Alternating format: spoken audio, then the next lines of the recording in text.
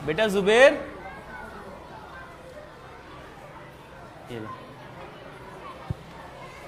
जुबैर, ये कितनी उंगलियां हैं? भाई इसको क्या मालूम, इसके अब्बू से पूछेंगे, इससे तो कम दिखाई देता है। यार मैंने कितनी बार कहा कि मेरे वाले साहब का मजाक ना उड़ाया करो।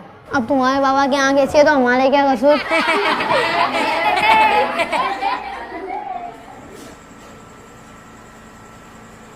अब्बू मैंने आपको कितनी दफ़ा कहा है कि मेरी क्लास की तरफ ना आया करें।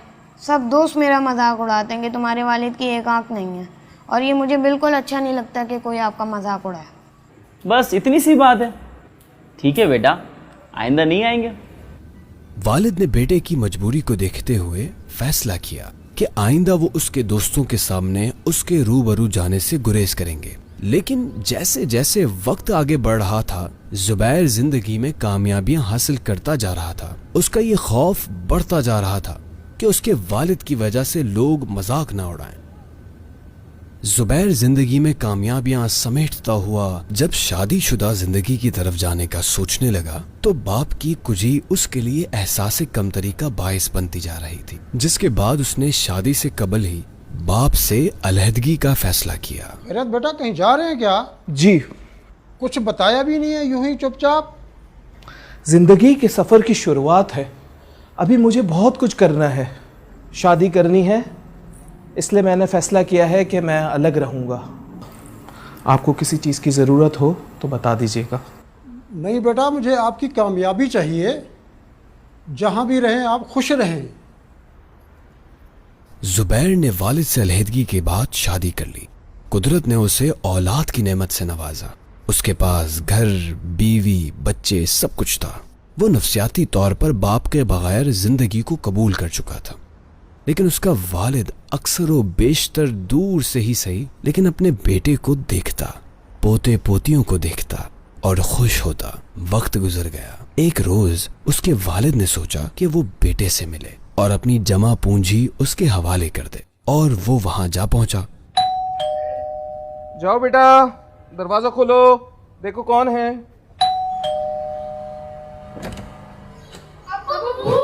क्या हुआ? माजरत बेटा। क्यों डर रहे हो? भाई जिन बाबा है, इनने वापसी भेजा में डर लग रहा है। 100 बार कहा है कि मत आया करें यहाँ पे। माफ करना बेटा। माफ आप मुझे कर दें और नहीं आया करें यहाँ। हाथ जोड़ता हूं मैं आपके।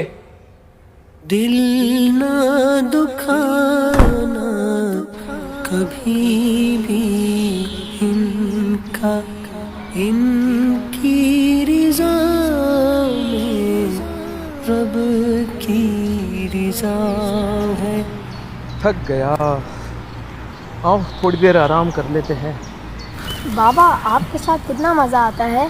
हाँ, बाबा साथ हो तो मज़ा तो आता है। लेकिन बाबा आपके बाबा तो आपके साथ नहीं है, तो आप कैसे मजा आते हैं? मज़ा तो नहीं आता, लेकिन कभी कभार कोई मजबूरी। कैसी मजबूरी बाबा? तुम्हें मेरे बाबा से मिलना है? जी जी जी, हमें चलो आज मैं आपको अपने बाबा और आपके दादा जान से मिलवाता हूँ। चलो।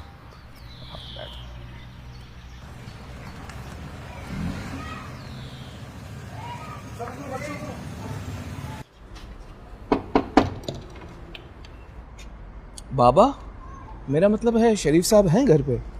तुम जुबैर हो ना? शरीफ साहब का इंतकाल हुए तो 6 माह हो गए। क्या कह रहे हैं? जो है वही कह रहा हूँ। उन्होंने मकान के कागजात और एक ख़त दिया था और कहा था कि कभी तुम आओ तो ये मैं तुम्हें दे दूँ, वरना ये घर किसी मस्जिद को डोनेट कर देना। आइए मैं आपको फाइल दे दूँ। तेरी उंगली थाम के चलता था,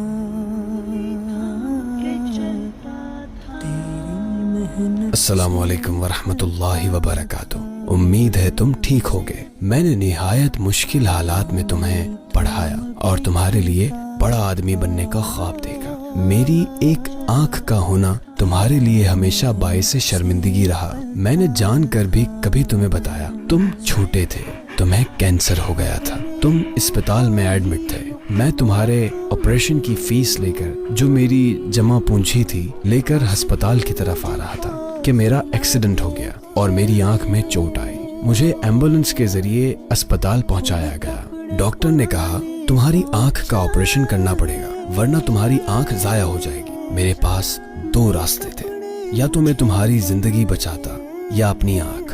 मैंने तुम्हारी जिंदगी को बचाने का फैसला किया। मैं खुश हूँ कि तुम आज कामयाब इंसान हो और तुमने अपनी जिंदगी को रायगा नहीं होने दिया, बल्कि पढ़ लिख कर खुद को और अपने बीवी बच्चों को अच्छी तरह संभाल लिया। रशीद भाई को मकान के कागजात दे रहा हूँ, चाहो तो रख लेना, चाहो तो इसे बेचकर इसका पैसा अल्लाह के घर की तामीर के लिए वक्फ कर देना। फकत तुम्हारा वालिद। चाचा, ये फाइल आप अपने पास रखें और इसे बेच के इसकी रकम किसी मस्जिद में डोनेट कर दीजिएगा और मुझे मेरे बाबा की कब्र बताएं।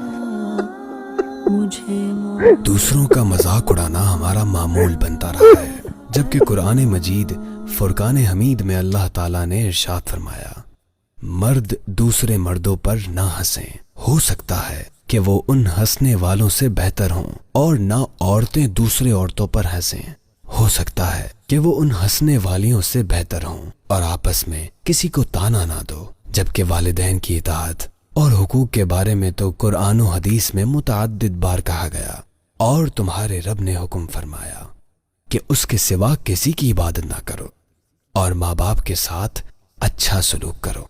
अगर तेरे सामने उनमें से कोई एक या दोनों बुढ़ापे को पहुंच जाएं, तो उनसे उफ तक ना कहना और उन्हें